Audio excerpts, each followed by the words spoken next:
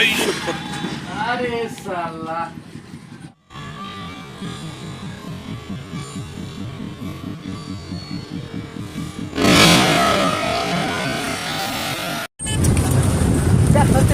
ट्रॅक्टरचं काहीच राहिलं नाही